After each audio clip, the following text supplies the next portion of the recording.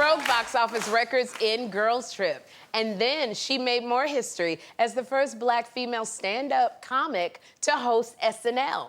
All right, she is an Emmy winner, she is a Grammy winner, and she is a best-selling author whose new memoir is called I Curse You with Joy. Please welcome Tiffany Haddish.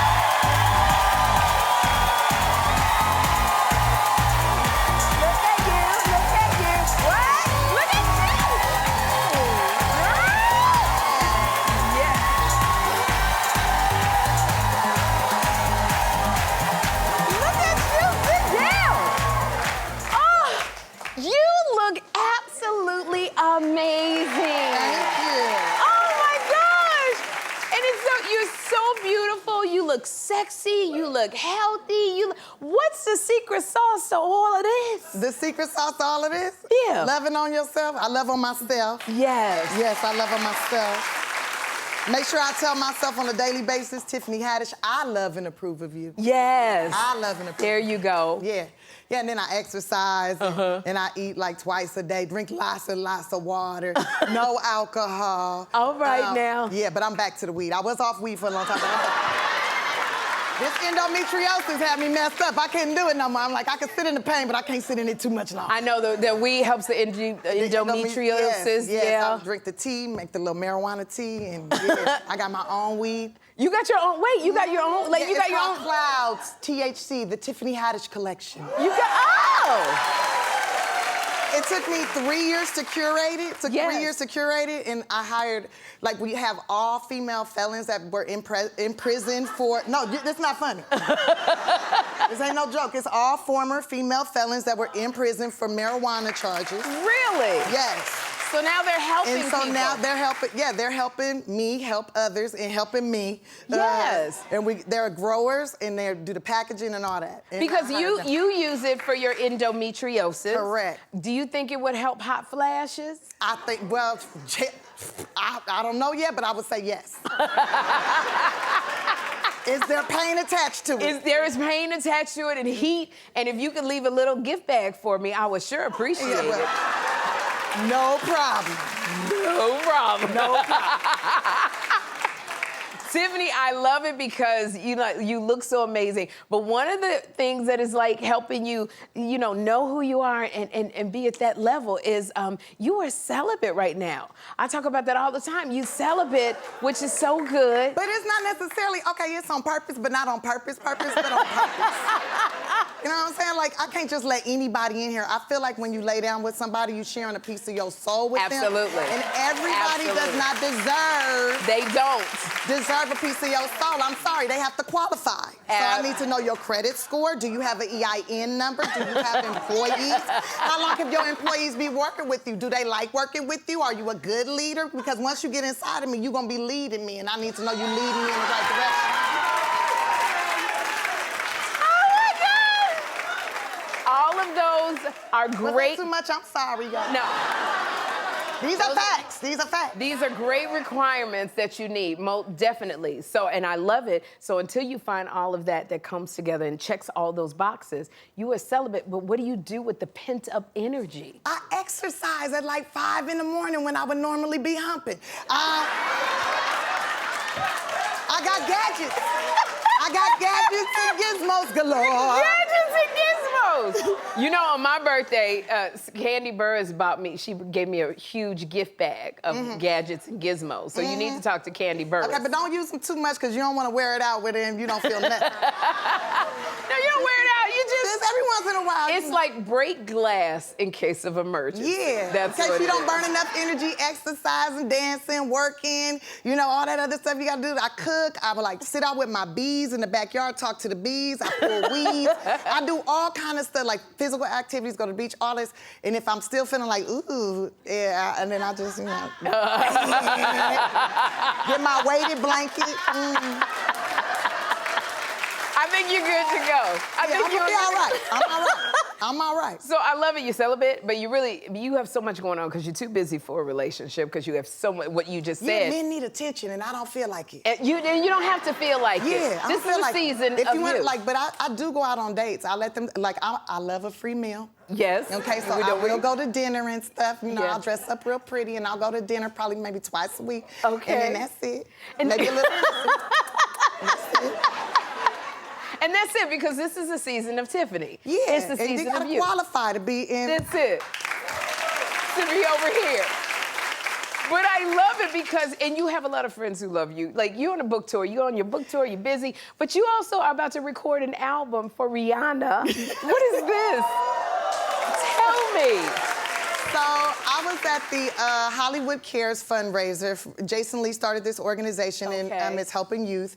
And we were there, and there was a live band. And I don't know about you, but when there's a live band, I love. I'm ready to dance. If they let me, I'm gonna jump on that microphone. Oh, when you sing. Oh, I'm gonna jump on that microphone, and I love for the band to play whatever, and then I will, you know, freestyle. And I usually just freestyle nursery rhymes, and I give the meaning of what the nursery rhyme is. Really? Yeah. So I'll sing like Humpty Dumpty, and then I'll give a reason why Humpty Dumpty is Humpty Dumpty. What that song means. What does it actually mean? Okay, and so Rihanna, she saw you? Yeah, she saw me singing, so I sang Humpty Dumpty, sat on the wall, Humpty Dumpty, had a great fall, all the king's horses, all the king's, and it was like a jazz beat. And yes. Couldn't put Humpty back together again. And that song is about doing drugs. That's about crack cocaine, and you can't expect the government to put you back together. You gotta put yourself back together. You gotta put yourself back together. You can't expect all the king's horses, all the king's men to come save you all the time. That's on you. You did it to yourself, you gotta fix yourself. You gotta fix and yourself. And then I sang Itsy Bitsy Spider, which is about, you know, that's about a man that won't give up. You know, that keeps going. And you might get washed out, but you gotta go. You gotta keep trying, keep trying. I like the messages. Okay. Yeah. And so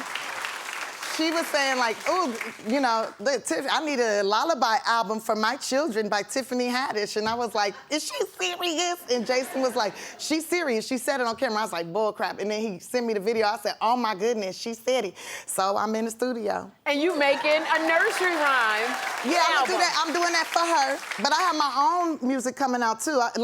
So my book, I Curse You With Joy, the audio version of it, at the end of the audio version of the book, there's music there for everyone to hear. Yes, that I've been working on. I didn't know that you... Yes, with Diane Warren, darling. With Diane Warren? Yes, okay. I've been making songs with people I really admire and always wanted to work with. And my initial intention was to put them in movies and TV shows that I'm producing, because like I said, I want to do 80 movies by the time I'm 50, but I don't necessarily want to be in all of them.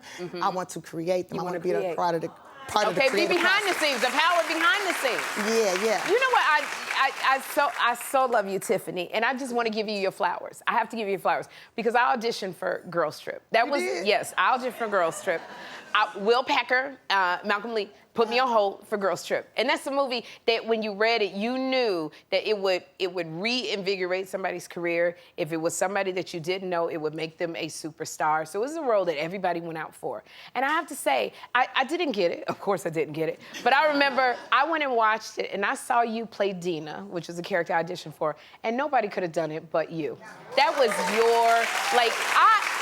I never got to tell you, you were so good in Girls Trip. Like it was tailor-made for you, like a blanket that fit perfectly around your shoulders. Yeah, when I read the script, because the crew was sending me the script, because I had worked with them on the Keanu movie the year before, and we was hanging out and stuff, and they started sending me the script, like, you need to get your people to get you an audition for this, you need to audition for this. And I'm reading the script, I'm like, who was with us last summer? Who wrote this? Like, because this is the stuff we was doing, but not as intense. Not as intense, but definitely the stuff and I'm like, oh my goodness. And they were saying, oh no, we only want to see names. And I was like, I told my agent, you tell them that I had a name since 1979, and it's Tiffany M.F. and Haddish, okay? That's it. And it did.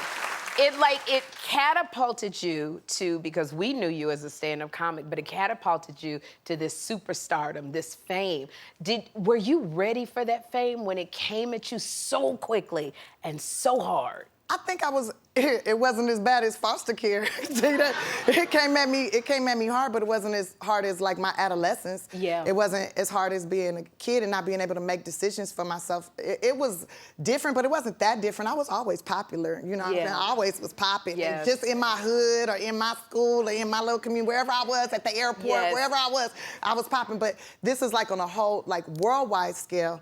And it's different, but It's not. It's different, but it's not. But I wish there was a manual that taught you how to be famous, that gave you the example, like this is how to be famous. And that's what I was trying to do with these essays. But then I realized I don't really know how to be famous. I'm still learning my dang self. So here's what I got for this. And here you are. You're perfectly imperfect and perfectly perfect, everything and in between. And this is what, you know, in our Curse You with Joy, something that is just a passion in your essays is about the foster care system, because you came in through the foster care system and your She Ready Foundation, you take care of foster kids. You do so much for them. You really reach back. And one thing that you do is, like, you go to the Laugh Factory every year and you help out Jamie Masada with the homeless people, but foster kids are your jam. And so I know that your foundation is throwing a prom for the foster kids. Well, no, get it right. It's an adult prom. It's for adults, and we're raising money for the kids. So now, the kids ain't gonna be at the party. Okay, except for the grown kids kids. The growner kids, the kids that's like 21 and over, those kids will be at the party. But this ain't for the kids. This for the grown-ups who never got to go to prom. Right, and so you're raising money. Yes, and we're raising money. Okay, got you. Because I know so many, first of all, so many celebrities that never got to go, but also so many adults that are like incorporate and just living life, some customer service agents I know, people I know that never got to go because maybe they weren't, you know, nobody asked them, or that maybe they were gay, and back in the 1900s you couldn't go with the person you really wanted to go with. But what? But that was so true. It's true. You couldn't go. It's true. That was a different time. It was only 20 years ago, 20-some years ago, but it was a different time. Yeah, so you're giving everyone, and like I think like a chance. Last year you had Jimmy Kimmel, he showed up. Jimmy Kimmel showed up last year, Paris Hilton DJ'd, Snoop Dogg performed, Mario sang, like it was crazy. It was so good. And I love that because right at the heart of it was your foster kids and raising money for them. And we raised good money for them, got them in college, got them life skill classes. Like the life skill classes I think is the most important. Yes. Yeah. We're gonna have a good time.